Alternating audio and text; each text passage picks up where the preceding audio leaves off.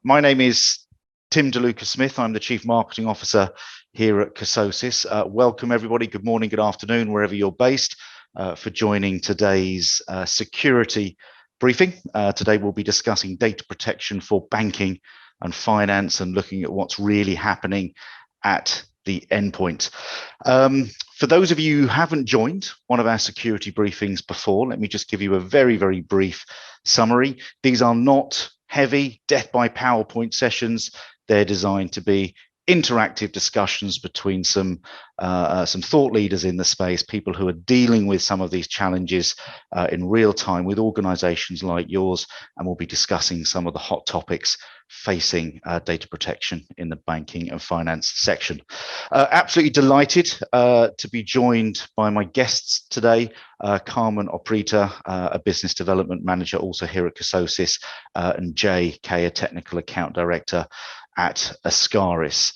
I'll ask them both to give a very brief introduction to themselves. Before I do that, just a bit of housekeeping.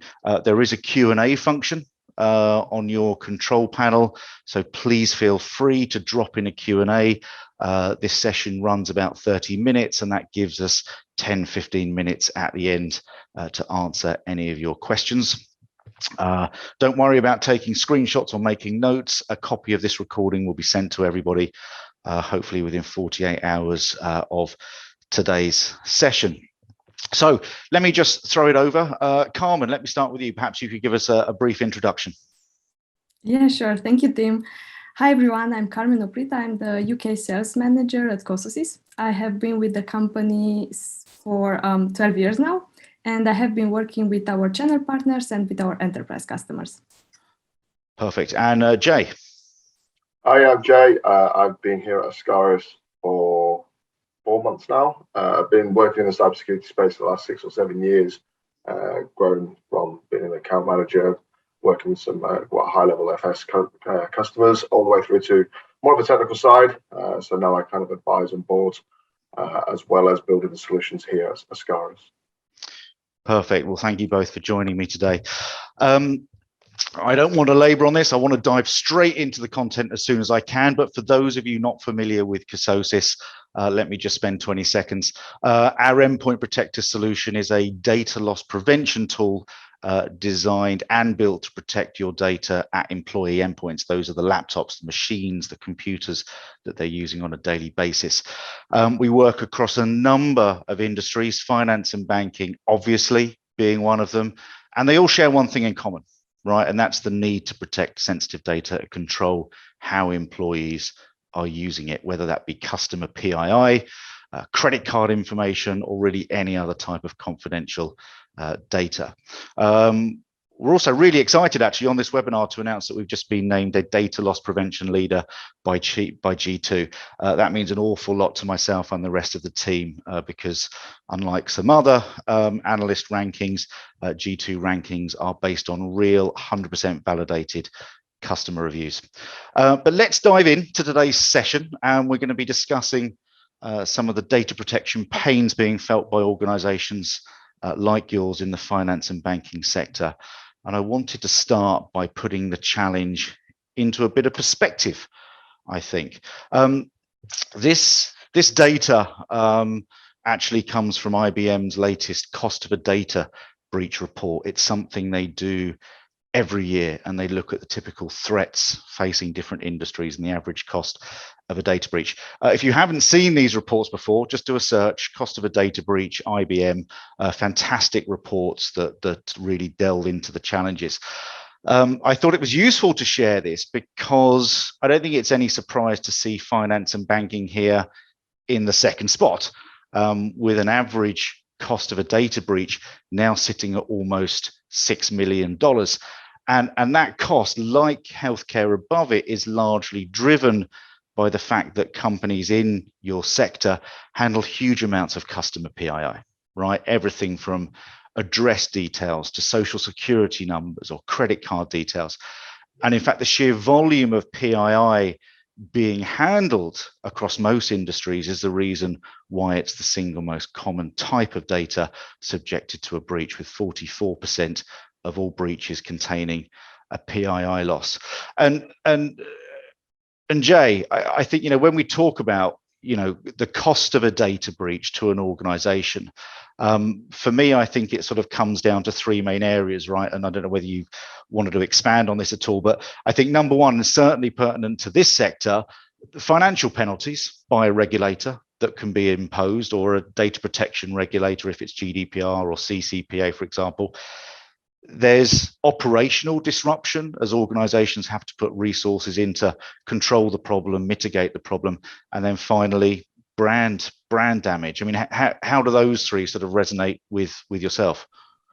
Yeah, and I think one of the issues the financial sector sees, because it's so heavily regulated by so many different regulators, you're not just looking at GDPR in case it's PII. Our PII could be parts of a debit card number. It could be parts of your account number that's still PII, but then you're looking even more so across to things like PCI DSS. So the financial sector have got it coming from all different areas. So the fines and the regulations and the resources that would be taken on board when a subsequent attack hits, or when something is leaked, is not only are they trying to contain an attack, they've then got multiple regulators, where most other businesses in most other areas don't have these same stringent controls that have security built into their audits. It just kind of ramps it up a little bit more. So it's not just, oh no, we've got to try and contain this attack. We've got to put resources to it. We've then got your legal teams are involved, your board are involved. You've then got shutdown of some systems if it is a subsequent attack. So if your CRM systems are compromised, you can say goodbye to your sales function for a time being. So there's a lot to think about when something does happen, and it's not just trying to contain it, it's what's going to happen next. Sure. And Carmen, you're in your role, you're talking to banks, credit unions, insurance companies on a daily basis. Are they seeing this sort of threat increase? It's number two on this. I don't want to call it a leaderboard, but a leaderboard right now. Are they also sort of aware of this growing risk? Yes, I would say they are definitely aware, and I would say so that especially in the last 2 years, where everyone had to implement a hybrid work model, and with this hybrid work model, you don't have anymore that traditional secure company network.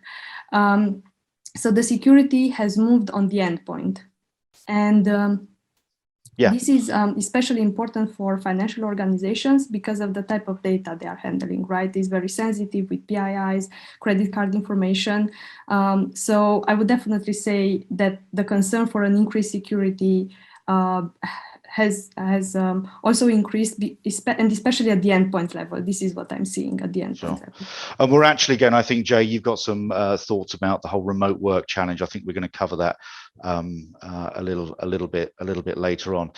I think this is a really interesting thing to consider, though, is the obvious question is, right, where are these threats actually coming from?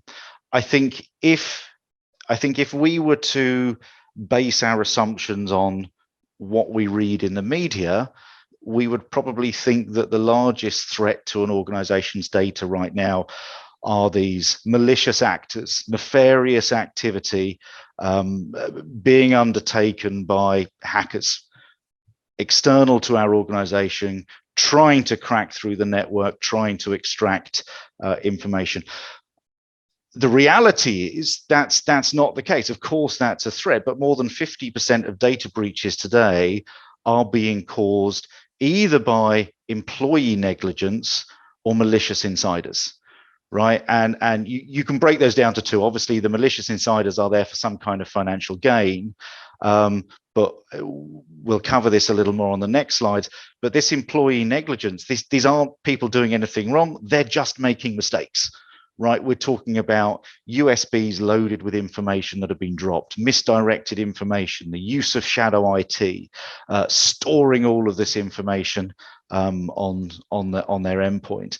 And I think that's why this whole concept of insider threats has become so large right now. I've got a great example of one here, which is Desjardins. In Canada, Canadian credit union company, a couple of years ago, they had a breach comprising PII of almost 10 million customers, right? And this went on for 26 months. This in fact, this wasn't an innocent insider. This was malicious activity done for financial gain, but it was a rogue employee who was extracting PII data from customers who'd been purchasing Desjardins products. It costs the organization somewhere in the region of 150 million Canadian dollars to settle that. I mean, Jay, you've been in the industry for several years now. What do you see the main differences between that sort of external hacker type of threat versus these insider threats that organizations are facing? So there's not much of a difference. At the end of the day, they both have a common goal, especially if they are malicious. The only difference is the internal's got more kind of resource behind him and a little bit more know-how and a little bit more chance to be undetected. So you're seeing that 212 to 231 days difference, and that's mainly because the data that's done isn't taken out straight away. At the end of the day, what they're doing in the first instance is they're just going to try to get the lay of the land, and they're trying to figure out where they can access what they can access. They're not actually trying to get stuff out straight away because they'll bring some form of alarm onto themselves too quickly, and then they're screwed. So, and the other side of it is, and when they do get to that stage where they can start exfiltrating data, it's not a big bang approach. It's not, we're going to take it all at the same time. It's a trickle effect, and they're taking little bits at a time. They're finding new ways, or they're trying different variables of, I'm going to take a little bit now, I'll take a little bit more. Let's see at what point is it going to be until I can take more and more out. Do I get detected, or am I getting the cusp of detection? And then at some point they've bitten off a bit too much. They have been detected, and that's why when they do track back, it's been 200 odd days they've been sat on the network, reconning, escalating the privileges, getting to different areas within the business, and taking somewhere down. And that's probably why it's so large, and it's tough to detect an internal person who has got the know-how, and you do have to have stringent controls in place of this whole zero trust model that a lot of companies are now taking on board to kind of reduce that fact. Yeah, I think this surprised me actually that even just the average days to identify a breach was over 200, and that's just to identify, right? That's not to remedy the situation. That's just to identify, and as you say, it's 231 days, so a significant increase in the days to identify that malicious insider. And I think it's almost analogous to, it's not a burst water pipe, right? There's not just this sudden rush of alarm bells going off. It's that slow drip of a tap, right, that's happening. So often it's happening under the radar of any protection thresholds that may exist before any alarms are set off. Carmen, I'm gonna turn it over to you at this point, because I've put down here 3 different types of threats. I wonder if you could sort of talk through a couple of these for me. These, when we talk about insider threats, I made the point earlier that it's not all malicious people, right? It may just be people making mistakes. So I wonder whether you could talk through these and maybe, contextualize it with what really the discussions that you're having with organizations in this sector. Yes, sure. So when I speak with the customers from the financial sector, they most often mention to me they are concerned about intentional and unintentional data loss. So the first 2 categories that we have here. So for the first one, for the unintentional data loss, where employees just make mistakes, the customers that I'm speaking with are looking for a solution that can be configured in such a way that it won't interfere with the user's work, but still provides the security that they are looking for. So here, essentially, I'm talking about granularity, because user experience is very important for the customers that I'm speaking with, because if the user can perform their job with minimal disruption, then they don't look for alternative ways of sharing or sending sensitive information. And it's also important to have ongoing security training, not just 1 training per year, as we have here on the screen, that they forget their security training. So it's important this aspect that it's not just a 1 per year training. And also companies need to communicate why security measures are important and why security software is installed and why certain policies are in place, because they are important for the company. Then for the second piece that we have here, that employees break the rules. So this is the intentional data loss. This is that employee that takes data intentionally. For these scenarios, I see that for our customers, it's important to monitor as many exit points as possible. Browsers, sharing applications, instant messaging applications, even copy-paste activities or print screen activities, and also strong reporting and alerting. I see that it's a topic that comes up in my discussions.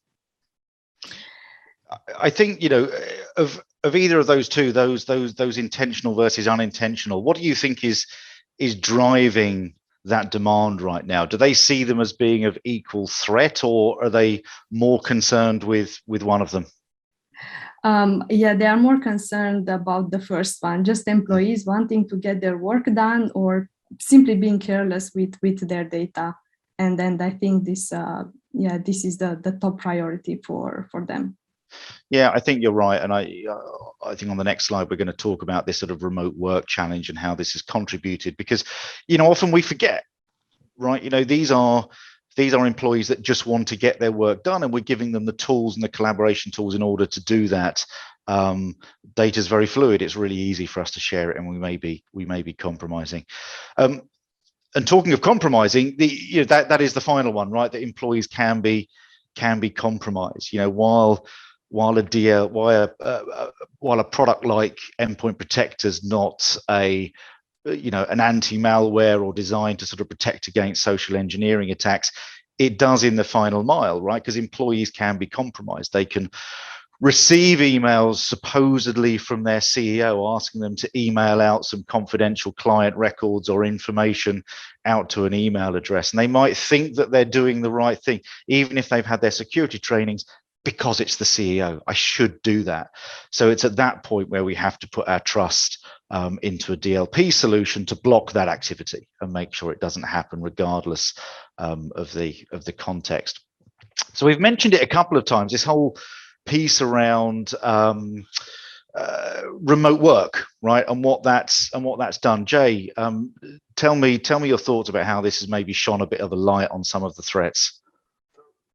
We understand, obviously, the last 2 years has been tough for a lot of companies in terms of having to build a remote working kind of organization these days, and it has been. And one of the biggest ones is having devices that are sanctioned by IT to be able to, and have the relevant controls to be able to do their work. Some do have it, some don't. Some have mobiles given by a company, but the majority of a workforce, especially during COVID, didn't. So it's a typical iPhone. So this is my own personal iPhone. Yes, my company make me have specific controls on my work phone, my personal phone, if I'm using it as a work phone, so that I don't have a risk. But a lot of companies, because it was quicker and easier, and they had to get a workforce back to work, they didn't. So anything down to an endpoint kind of anti-malware or kind of an endpoint piece on the mobile, just making sure that when they are doing something, it's always protected, or it's consistently looking at different applications to make sure that those are okay, has been a massive task. Even down to your home network. At the end of the day, a home network is probably one of the most insecure networks known to man. Even down to your router having admin credentials, that is so basic that my children now know what how to get into Sky's admin. I had to change that 6 years ago, thankfully, because if they found out, they could have done some got rid of the cutoff point for all internet in my house, which would have been hell. But this whole BYOD devices and unsanctioned devices has been a massive pain for a lot of companies, and I think that's one thing they have to look at, is having those stringent controls, even on a BYOD device, to be able to kind of mitigate that risk. Does it conform to your works policy in terms of IT usage? And if it doesn't, don't use it. I think, even if it's a managed device, right? I think the threat landscape has changed enormously in this remote work world. I mean, Carmen mentioned it earlier, activity that happens when the device is offline, right, behind closed doors. There's no sort of physical monitoring of what's necessarily happening, jumping between networks, but also, and I mentioned this earlier, this very quick sort of jump of organizations onto collaboration tools like Slack or Microsoft Teams. I think there was a great quote that I read shortly after, the world went into lockdown and organizations started moving to this remote sort of hybrid method of working that said, 5 years worth of digital transformation had been compressed into 2 months. Right. So very quickly, organizations and employees were getting to grips with, right, I've now got Slack, I've now got Microsoft Teams, I've got email, I've got a shared cloud drive. What can and can't I share on these tools? We had a security briefing a couple of months ago in the legal around the legal sector, and one of the guests was explaining, within their organization, they're not allowed to share details about a particular client case with other teams in that organization, but they had a massive issue with people using Microsoft Teams and Slack to share case materials where people outside of the project team still had access to it and they just couldn't control it. Right. So it's people getting to grips with this new way of working. So it's not just the, physical networks and devices, it's the apps and workflows, I think, as well. Yeah, and I think data classification, as I think is what you're kind of alluding to, has been a pain even before pre-COVID. At the end of the day, an organisation doesn't want every single employee having access to every single bit of information. You wouldn't have any of your sales team looking at HR records at the end of the day. So that kind of, but at the same time, did they have the right classification?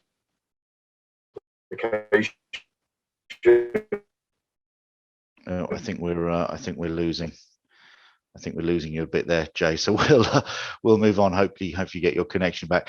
I think when you look at all this, you realize, to your point earlier, Carmen, you realize that what happens. How the hell is it being able to be sent to me in the first place?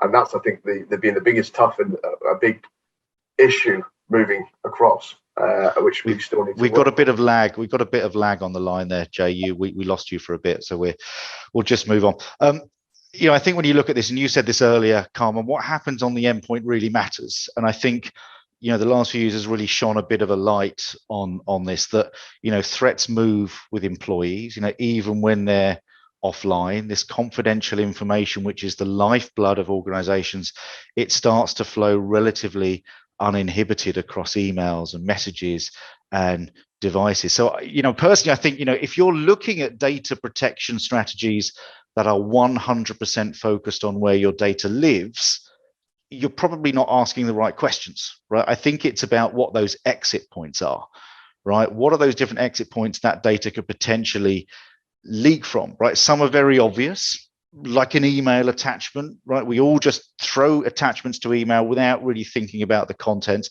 Some are less so, right? Like dropping data into a Slack message on request, or going offline and printing confidential information at home.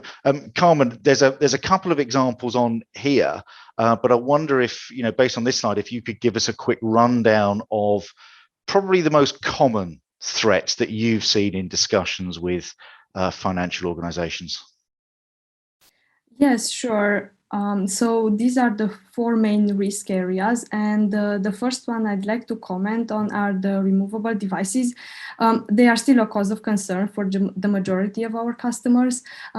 They realize that they need better control now over the peripheral devices, because an employee working from home has access to many more devices than they used to have in an office where they were supervised. So I think this is somehow the most important one. And then the second one that I'm seeing is email and messaging. Here, our customers expect features to enable them to prevent the case, for example, in which an employee sends emails with sensitive information and they are mistyping the recipient email address, for example. So they want to protect themselves against these unintentional data losses, right? How we spoke earlier. Then for uploads. As you mentioned, with the increased use of collaboration and cloud tools, it's not possible anymore to completely restrict uploads. And I think all our customers are expecting a high level of granularity with uploads of sensitive data.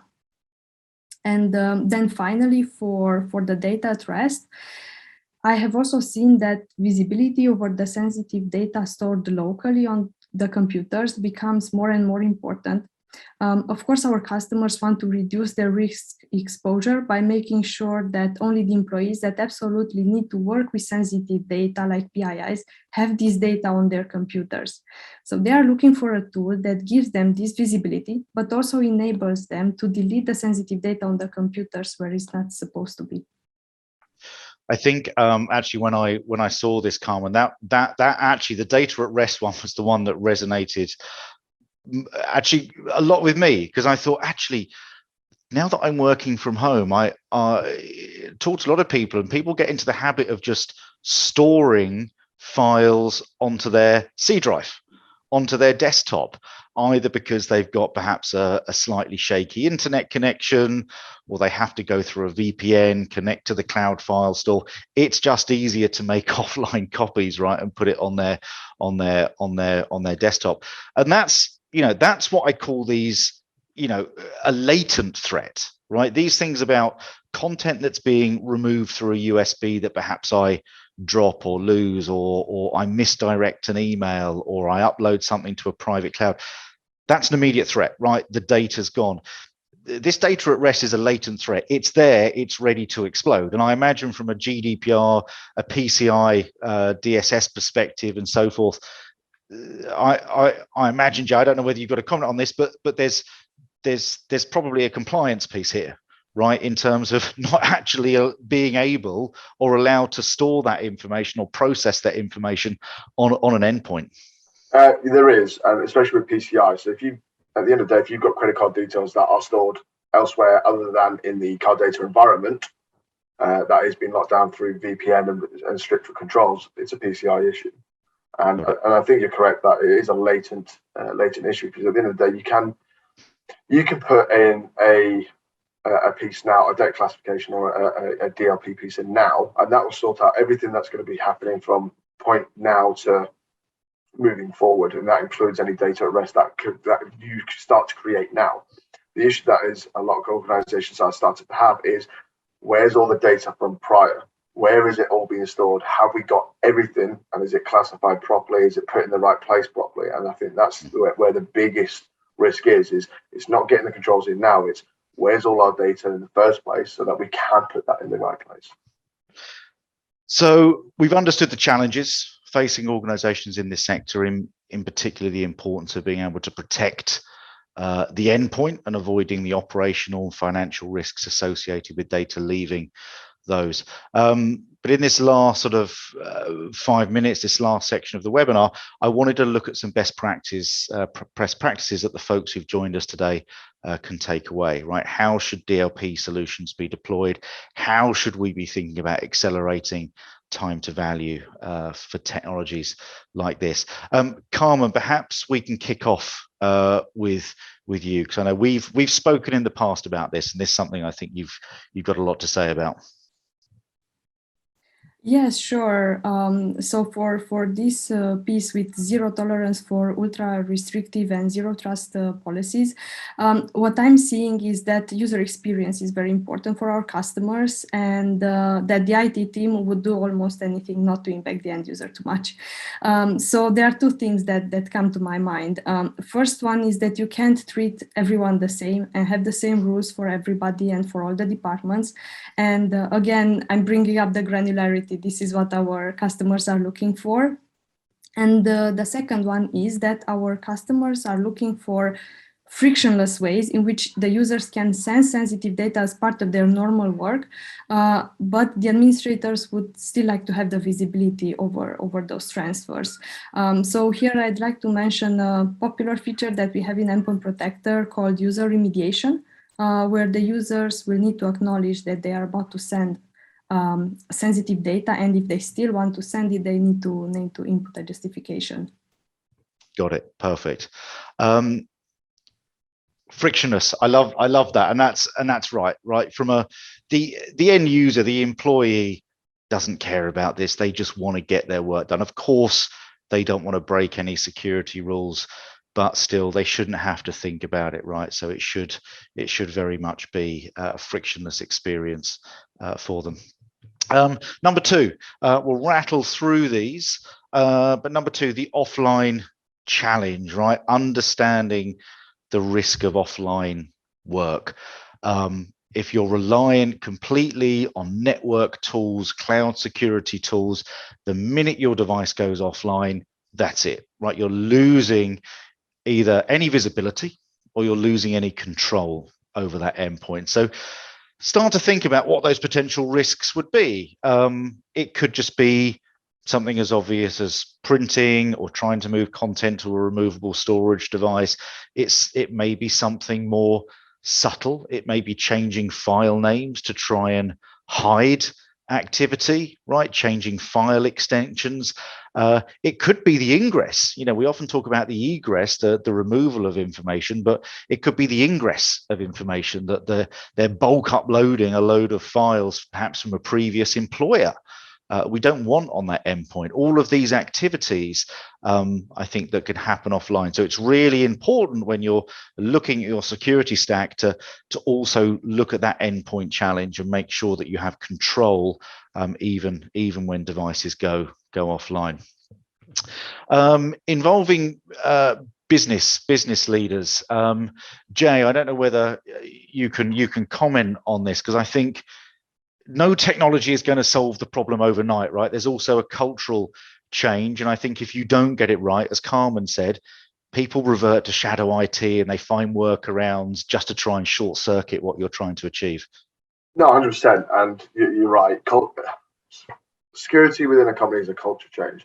It's a cultural shift in the fact that a lot of people, especially if you're looking at the lower level in terms of a business hierarchy, they still don't understand a lot of it, of why it's going in and what's going on, and what's being implemented for their safety as well as the business's safety at the end of the day. So that culture change needs to come from the top down, not the bottom up. Your business leaders need to be the one championing it. Your CEO, your CFO, CISOs, well, your CISOs do anyways, but that's by the by. But all those are the ones that need to be showing good practice first, so that those who are in the managerial sections also then follow the good practice because they're doing it. It's monkey see, monkey do at the end of the day. If those at the top level are still bypassing systems, if they're still doing things that they shouldn't be doing, what's good for them is also going to be good for everybody else. So it is definitely top-down approach. And if we can get a board on board and get them really looking into it properly and really start to change how they see themselves, and even down to their own personal lives. Facebook, Twitter, Instagram, they're all big data lakes at the end of the day. So changing even down to them, locking down their social media, knowing what they should and shouldn't be posting online to give them cause for issues. If they can be seen to be doing that, everyone else will start falling in line. The next one I think we've covered a few times, but this is understanding team collaboration. It maps into what we've just said about that frictionless experience that Carmen was explaining, that people just want to get their work done, right? There is always such a balancing act between the IT, the compliance officers, the CISOs, who are there to protect data, and teams that just need to get their work done. And as I said before, we've compressed all of this digital transformation into, a couple of months, and people that have never made Zoom calls and used Slack, all of a sudden it's become part of their daily workflows. And one of the impacts of that is it's increased this fluidity of data, right? It's really easy to copy and paste, to drop it into Slack and think, well, it's an internal tool, right? It's simple. But if you're not adminning those channels, if you're not aware of who the external guests are, the minute there's an external guest, perhaps you've got a compliance breach right there. So it's understanding, I think, the point of this slide is, if I've got Slack, if I've got email, if I've got Microsoft Teams, which one should I be using? Right? How does the security policy map into how organizations think about collaboration? Are there different use cases for different apps? Are there admin settings that need to apply to have guest access in Teams, or to make sure that in Slack, guests can't be part of channels? They're only one-to-one direct messages. So there are all these things, I think, that have to be spoken about. And I think it takes us into the final slide, which is this: you have to take a more holistic approach, right? I mean, Carmen, say it again. I mean, you mentioned earlier, right? Organizations rely on annual security training and hope that's enough. I mean, is it? It's definitely not enough. Yeah, it needs to be a continuous training. This is the actual training, but also with the help of some tools, like I mentioned earlier, our user remediation, and also just to provide some other context here in regards to the last point that we have here on the slide. Rollout changes slowly and deliberately. So what we usually recommend to our customers is somehow a three-step approach. First of all is that they roll out the solution or any solution in a phased approach, preferably by department, so they can set and refine policies specific to the work of that department. And just as important is the rollout of the solution in a monitoring mode. So in our case, we offer a DLP solution, setting the DLP policies on report only, then review the reports for 1 month or even longer. This will enable the cybersecurity team to refine the policies with the help of other departments. And finally, to keep in mind that a DLP solution is not a set and forget type of software. The IT team needs to constantly gather user feedback, adjust the policies, and train the employees. Got it. I mean, how do you do that as a large organization? How do you start taking that feedback from employees? I mean, I guess it's looking at support tickets, user remediation requests to sort of refine whether policies are too restrictive. Would that be an example? Yes, it's a good example. Okay. So there we go. Start off slowly, just monitor your environment, see what's happening before you make those decisions. Don't go jumping in at the deep end and blocking all ports and blocking all activity, because you will very quickly swamp your IT support desk, I imagine. Any final comments from yourself, Jay, that you think we've missed in the conversation? I think my main one was just on the training. It's all well and good. Yes, we need to do it more, but it's also making it more subjective to the people you're talking to. At the end of the day, sitting a load of people down and just talking to them saying security this, security that, security needs to do this, it's going to bore people to tears. They're not going to listen. So when you are doing the security training, make sure that your target audience is fit to the training that you're doing. For example, if we're training our sales guys, they're not going to sit there and listen to a load of slides. They're just going to switch off very quickly. So making it interactive, making it more into it, but at the same time, giving them the reasons why, not just telling them that they need to do it. It's why they need to do it. Show them. Yeah. So, for example, one of the first things I think I did once to a previous company was I went into one of their social medias and said, this is why, because it could rally off. I know you've been running on this day, you ran this kind of route, and they just went, oh, okay. And it's showing them that that's the sort of thing that these attackers are looking for to be able to compromise a business. It's the small details in a person's life.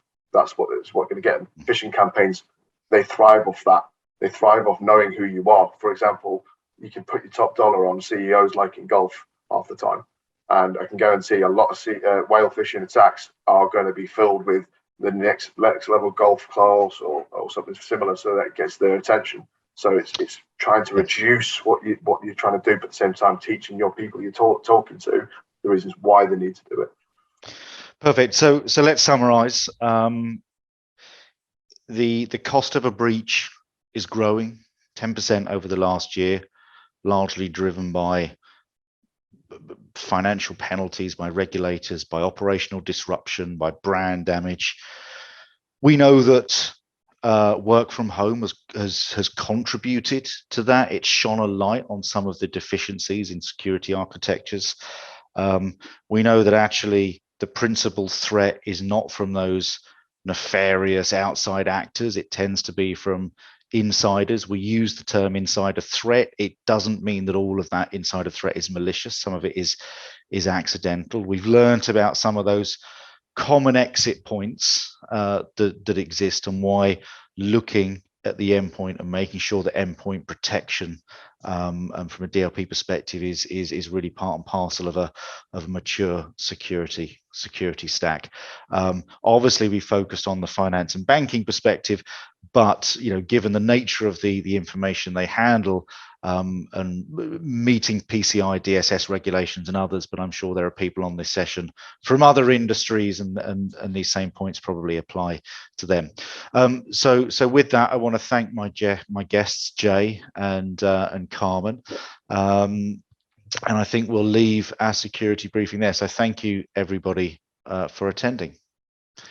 We do have some Q&As. In particular, I think they go into quite a deep area. So what I'll do is actually we'll take those Q&As and we will respond to you directly. So thank you for those. We do have those logged. We will get back to you, and there's some comments as well about the product and our roadmap. So we'll be happy to reach out and talk to you.